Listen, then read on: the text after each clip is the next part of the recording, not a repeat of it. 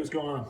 So I've been working on my fuel system a little bit today, and it prompted me to want to talk about some things with a stock Mustang fuel system that you really should know about.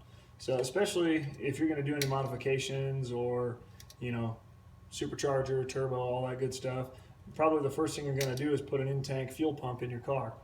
Generally a 255 or a 340, and with the stock lines, you can usually get up to about 450, 500 horsepower, sometimes even more, just depending on how the tune is.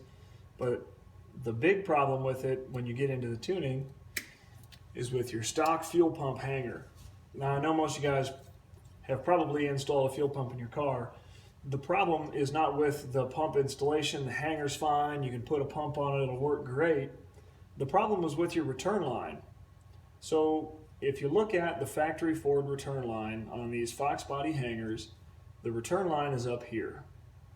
So the problem that you get is, since that return comes right above where your fuel pump is, and it sucks the fuel up from right here, all of that pressure coming back on that line, that small line, creates a lot of aeration in your fuel. So you get a lot of bubbles in there. Then it's really hard to tune your car at cruising speeds and idle speeds because of all that aeration. When you start getting air bubbles in your fuel system, then your air-fuel ratio gets out of whack.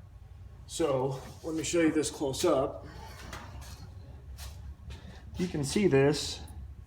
That little line right there is your return, and that comes all the way back from your from the front of the car. So if you can imagine, when you're just sitting there idle or when you're cruising, not using a whole bunch of fuel, your air-fuel ratio is really, if you watch my car before I replace this, it jumps around, so you get, if you want to set it at 14.5, it'll jump to 13.9, 15, somewhere in there, and it jumps. It's really hard to get it stable, and that's because you get a lot of aeration, like I said, coming out of this right there. So probably the best fuel modification you can do for your car is to take a little piece of hose. So you take this little piece off right here, take a little piece of hose, and you can zip tie it or wire tie it to the side of this. And if you come all the way down and out probably about this far, that way your return's on the bottom of the tank, and then it's not going to aerate the fuel so badly. If you got any questions or comments, put them in the section below. Otherwise, have a good day. We'll catch you next time.